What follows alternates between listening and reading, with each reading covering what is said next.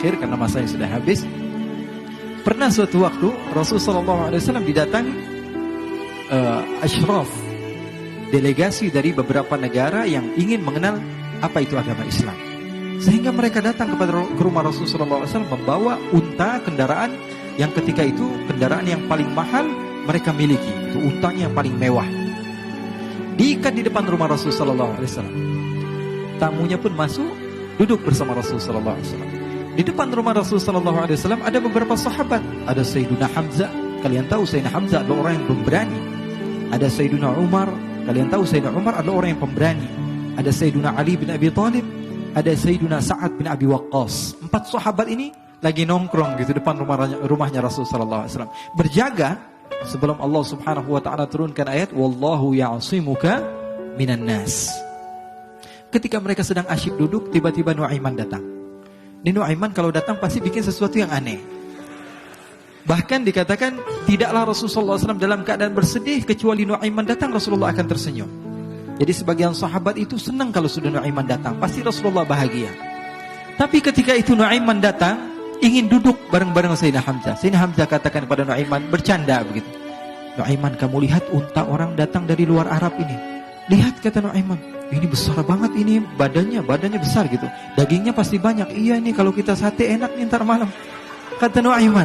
Kata Sayyidina Hamzah, apakah kamu berani? Kata Nuaiman, saya berani aja asal kalian gak bilang sama Rasulullah.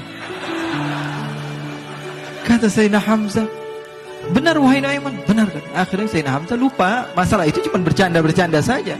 Sayyidina Hamzah lagi asik sama Sayyidina Umar, Sayyidina Ali. Tiba-tiba apa? Ternyata ketika dia melihat unta tersebut sudah pisah antara kepala sama badannya.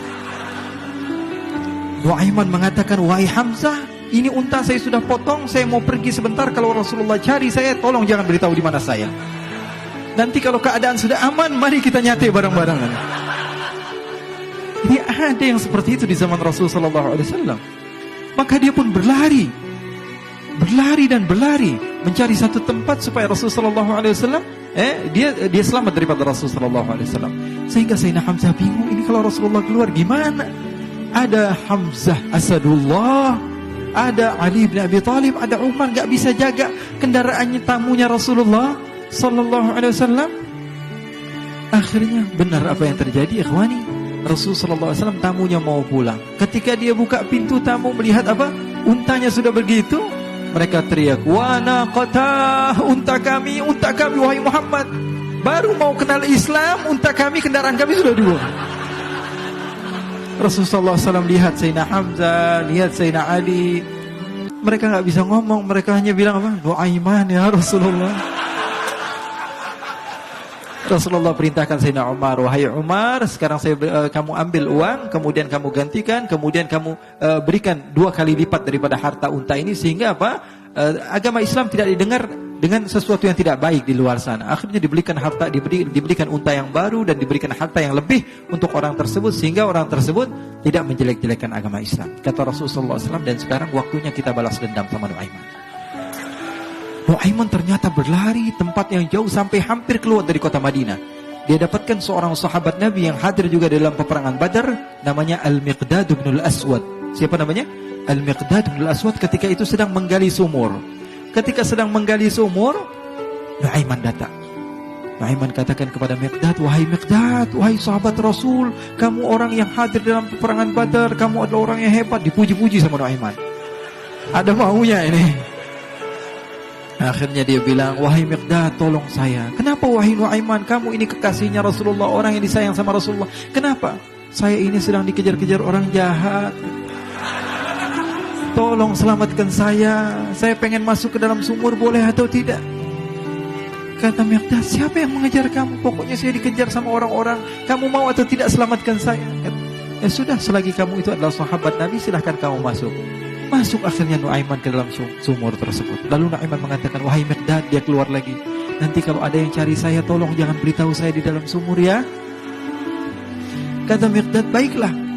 Kata Nuaiman, siapapun yang bertanya tentang saya, kamu tidak akan kasih tahu. Iya, kata. Walaupun Rasulullah yang tanya saya. Katanya, enggak mungkin Rasulullah datang ke tempat sejauh ini. Iya, walaupun Rasulullah. Akhirnya masuk Nuaiman.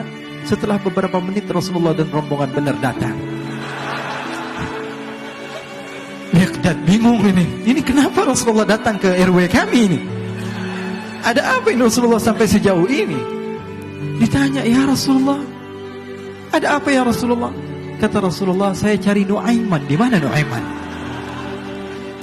Inna lillah, kata Miqdad. Nggak dijawab ini Rasulullah. Kalau dijawab saya ingkar janji. Akhirnya apa dia katakan? Wahai Rasulullah, mata saya tidak memandang kepada Nuaiman, tapi tangannya nunjuk ke dalam sumur. Sahabat. Apa dia bilang? Mata saya tidak melihat kepada Nuaiman, tapi tangannya nunjuk ke sumur. Akhirnya dibuka sama Rasulullah, Nuaiman muncul. Kata Rasulullah, Nuaiman, kamu bikin malu saya, wahai Nuaiman. Ya Rasulullah, yang bersalah bukan saya, tapi orang yang mencari saya bersama kamu, ya Rasulullah. Akhirnya Rasulullah nengok siapa, ternyata Nuaiman sudah lari kabur. Sallu ala Nabi Muhammad.